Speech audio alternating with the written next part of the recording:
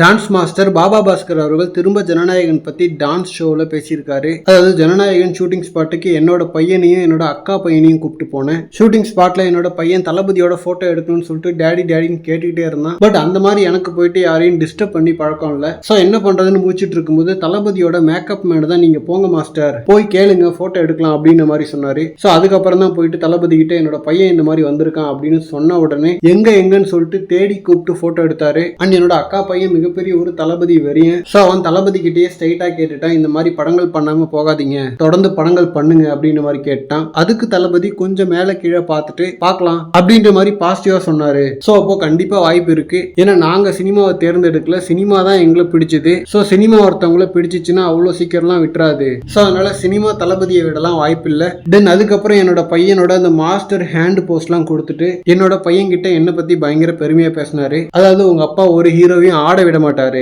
அப்படின்ற மாதிரி என்ன பெருமைப்படுத்துற மாதிரியான பாசிட்டிவான நிறைய விஷயங்களை என்னோட பையன் கிட்ட சொன்னாரு. சோ அது எனக்கு ரொம்பவே பெருமையாவும் சந்தோஷமாவும் இருந்துச்சு. ஏன்னா அதை கேட்கும்போது என்னோட பையனும் இந்த மாதிரி பேர் எடுக்கணும் அப்படின்ற மாதிரியான ஒரு எண்ணம் அவனுக்குள்ள வரும். சோ இதெல்லாம் தளபதி யோசிச்சு பண்ணணும்ன்ற அவசியம் இல்லை, பட் ஆனா பண்ணாரு அப்படின்ற மாதிரி பாபா பாஸ்கர் அவர்கள் ஜனநாயகன் எக்ஸ்பீரியன்ஸ் பத்தி செமையா பேசியிருக்காரு. அந்த அடிக்கடி இந்த டான்ஸ் ஷோவில் தளபதி பத்தியும் ஜனநாயகன் பத்தியும் பேசுறாரு. சோ இவர் பேசுறத கேட்கும் போதே செமையா இருக்கு. ஓகே ஃப்ரெண்ட்ஸ், இந்த மாதிரி தளபதி பத்தின ஹாட்டான அப்டேட்ஸ்க்கு நம்ம விஜய் ஃபோர்ட் சேனலை சப்ஸ்கிரைப் பண்ணுங்க. தேங்க்யூ.